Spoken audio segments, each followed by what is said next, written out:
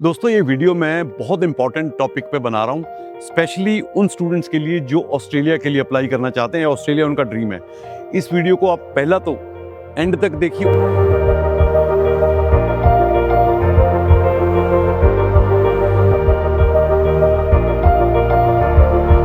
हाय friends, मैं Amit Kaushal, Jupiter study abroad consultant Chandigarh से। आज मैंने सोचा कि आउटडोर वीडियो शूट करते हैं and I know it's summer in India, बहुत गर्मी है, बट देन 24 घंटे ऑफिस में बैठ के रहना भी बड़ा मुश्किल है मेरे लिए। So today I am come up with a very interesting topic and I think there is a lot of debate around this topic, specially Australia को लेके।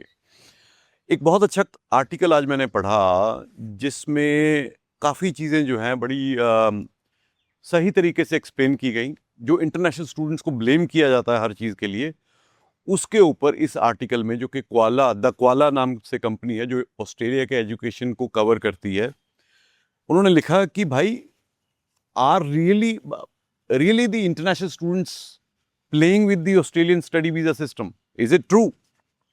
तो उसकी जो फाइंडिंग्स हैं उसके ऊपर मैं ये वीडियो बनाने वाला हूँ। इसको आप ध्यान से सुनिए and I think I also want that somebody from the department of home affairs and from the universities also should look at it, not my video but at least the article.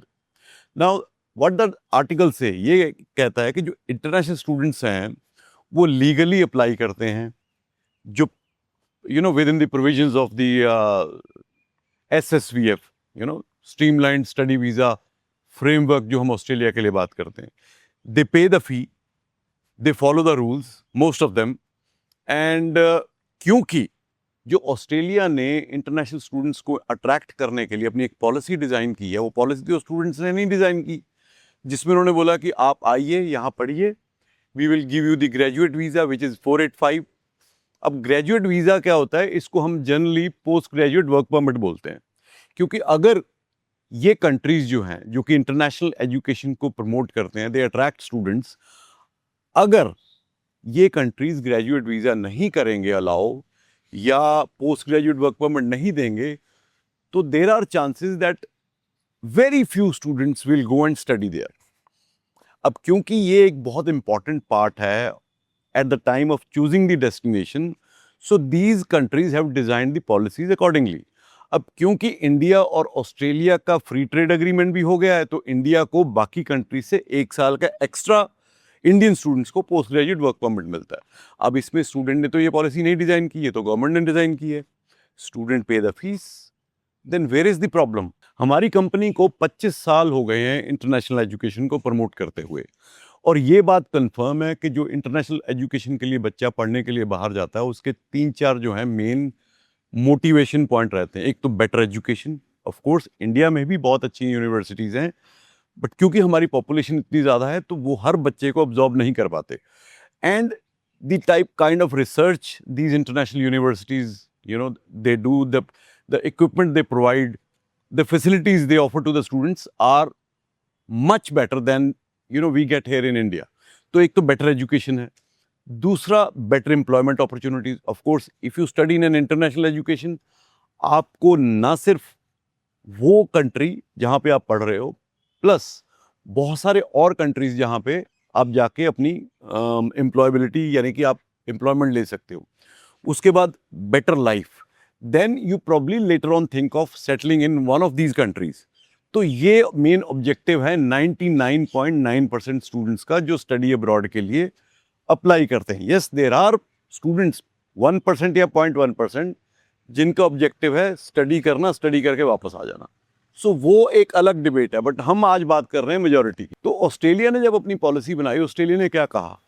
Come study with us in our universities और the colleges, we will give you post graduate work permit, come use the international exposure in this work permit, and अगर हो सके if you are skilled enough to be absorbed in the industry, so you can apply for migration also, although this is not a written thing, but क्योंकि there is a huge gap between skilled labor and the availability of employment, तो ultimate objective तो उनका यही है। But ना student ये बोल के जाता है कि मैं वहाँ पे सेटल होने जा रहा हूँ, ना ही वहाँ की गवर्नमेंट ये कहती है कि आप आइए, पढ़िए और सेटल हो जाइए। तो एक ऐसी सच्चाई है जिसको जानते दोनों हैं, बट इसको कबूल नहीं करते, वर्बली या रिटन में। तो असली प्रॉब्लम क्या है, किस वजह से ये डिबेट चल रही है माइग्रेशन को लेके? मुझे लगता है जो रियल प्रॉब्लम है वो स्टूडेंट नहीं है, वो इनकी पॉलिसी है। इनको पहले ये डिसाइड कर लेना चाहिए कि इनको किस तरह के स्टूडेंट चाहिए, किस स्किल के स्टूडेंट चाहिए। अगर उनको लगता है कि स्टूडेंट यहाँ आके ब्रिजिंग वीज़ा पे चले जाते हैं, स्टडी करने के बाद इमीडिएटली वापस नहीं जाते, so why have they brought out this 485? उनको लिखना चाहिए, जैसे इन केस ऑफ न्यूजीलैंड बहुत सारे ऐसे प्रोग्राम्स हैं जो आप करने जाओ, आपको वो प्रोग्राम करने के बाद वहाँ पे पोस्ट ग्रेजुएट वर्क परमिट ही नहीं है। Same in the case of Canada. तो आप उन्हीं प्रोग्राम्स में जाओगे जिनकी स्किल शॉर्टेज है, उस प्रोग्राम में आप पढ़ाई करने के बाद you can use that post graduate work permit, और अगर आप क्वालिफाई करते हो उनकी नॉर्म्स में तो आगे आप माइग्रेशन अप्लाई कर सकते हो। बट आप कोर्सेज सारे ऑफर कर रहे हो, 485 आप सारे प्रोग्राम्स को दे रहे हो जो 2 साल या 2 साल से ज़्यादा के हैं, और उसके बाद आप ये भी सोचते हो कि स्टूडेंट वहाँ जाए, लाखों रुपया खर्चे, इनफैक्ट कई कोर्सेज में तो करोड़ों रुपया खर्चे, और ऐसे ही वापस आ जाए without taking the international experience. तो for what the student is going there? तो ये आपको कहीं ना कहीं समझना पड़ेगा। मैं ये नहीं कह रहा हूँ कि सारे स्टूडेंट्स ही दूध के धुले हुए हैं, बट कहीं ना कहीं ये जो प्रॉब्लम है, it is more of a policy than students itself. Isolation में कुछ भी नहीं होता, और पॉलिटिकल सिस्टम, सरकारें ऐसी हैं तो बहुत सारी चीज़ें जो हैं वो गोलमाल चलती हैं, कहते कुछ हैं करते कुछ हैं। तो वो अभी स्टोरी चल रही है, और इसका बहुत ज़्यादा जो मुझे लग रहा है कि इम्पैक्ट है वो है बिकॉज ऑफ इलेक्शंस आ रहे हैं। There is a party called one nation जो कि बहुत ज़्यादा माइग्रेशन के अगेंस्ट है, एंड दे आर जो वहाँ पे लोकल पोल्स होती हैं उसमें वो उनको लीड कर रहे हैं। तो अब कहीं ना कहीं तो जो सिटिंग पार्टी है, लेबर गवर्नमेंट, उनको ये दिखाना है कि भाई हम भी अननेसेसरीली रिक्रूट नहीं कर रहे, and that is the reason why you have seen so many refusals over the period of time. ये प्रॉब्लम क्यों आई? प्रॉब्लम आई कोर्स हॉपिंग की वजह से। कोर्स हॉपिंग हुई, उसके बाद बहुत सारे केसेस में ऐसा भी देखा गया कि कुछ स्टूडेंट्स ने फाइनेंशियल्स जो थे, फंड्स जो थे, वो अनजेन्युइन यूज़ किए थे। अब होता क्या है, एक चीज़ ऐसी निकल आती है तो पूरी कम्युनिटी को पेंट कर दिया जाता है कि हाँ, यहाँ से जो स्टूडेंट आते हैं ये नॉन जेन्युइन डॉक्यूमेंट ही लेके आते हैं।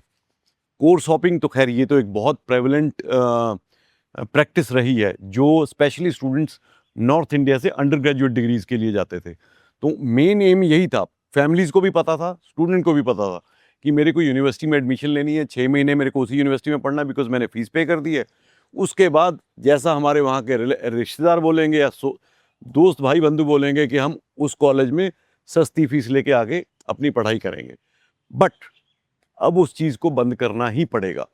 अब आपको पीआर पॉइंट ऑफ व्यू से नहीं जाना चाहिए मेरे हिसाब से। अगर आप ऑस्ट्रेलिया स्टडी वीज़ा के लिए प्लान कर रहे हो, अब आपको अपनी स्किल को इन्हेंस करने के लिए रादर रिटर्न ऑन इन्वेस्टमेंट को देखते हुए अप्लाई करना पड़ेगा अगर आप ऑस्ट्रेलिया को अपना डेस्टिनेशन सोच रहे हो। There are courses, there are programs which give you unique advantage when you finish that degree। वो ये एडवांटेज है कि बजाय इसके कि आप वहाँ पे उनको प्लीड करो या एमआरटी डालो या किसी भी तरह अब उनको बोलो कि हमें आप रखिए, हमें आप यहाँ पे सेटल होने दीजिए, वो ही आपको ना आने दें। बहुत सारे ऐसे प्रोग्राम्स हैं जिनको मैं बड़ी देर से प्रमोट कर रहा हूँ। तो एक, choose your destination, choose your program very carefully. Generic courses का टाइम चला गया है, आने वाला टाइम आपको पता है कि एआई का टाइम है। Choose courses which are not gonna be obsolete because of AI. बहुत सारे ऐसे प्रोग्राम्स हैं, आप मेरी पुरानी वीडियोस देखेंगे उसमें आपको पता चल जाएगा। और अगर आप अपनी प्रोफाइल भी डिस्कस करना चाहते हो अपने प्रपोज्ड कोर्स के लिए, you can absolutely get in touch with us and I'll be more than happy to assist you in your study in Australia, because I think we are one of very few consultants in North India who have the grip of how to handle study visa applications for Australia। तो दोस्तों, जो बात अब सामने निकल के ये आई है, या जो आर्टिकल ये कह रहा है कि भाई ऑस्ट्रेलिया को बजाय इसके, चाहे वहाँ का सोशल मीडिया है, चाहे वहाँ के न्यूज़ आर्टिकल्स हैं, चाहे वहाँ की जनरल पब्लिक है, बजाय सिर्फ स्टूडेंट्स को ब्लेम करने के अपनी पॉलिसीज़ को भी देखना होगा। हाँ, स्टूडेंट के पॉइंट ऑफ व्यू से या पेरेंट्स के पॉइंट ऑफ व्यू से मैं ये कहूँगा कि choose your course wisely, do not leave your universities after 6 months। अगर ऑस्ट्रेलिया जाना है तो स्टडी आपका मेन ऑब्जेक्टिव होना चाहिए, तभी आने वाले टाइम में आपको वीज़ा अप्रूवल्स में भी दिक्कत नहीं आएगी, आपको वहाँ पे बाकी सारी चीज़ें जो आपका ड्रीम है उसको अचीव करने में भी दिक्कत नहीं आएगी। बाकी आप जानते हैं कि Jupiter consultants, although we are based out of Chandigarh, sector 17 है, एक ही ऑफिस है, बट क्योंकि अब सब कुछ ऑनलाइन है, वर्चुअल है, any time you can seek our consultation, you can apply through us, and we'll be more than happy to guide you in your journey to study in Australia. Thank you so much.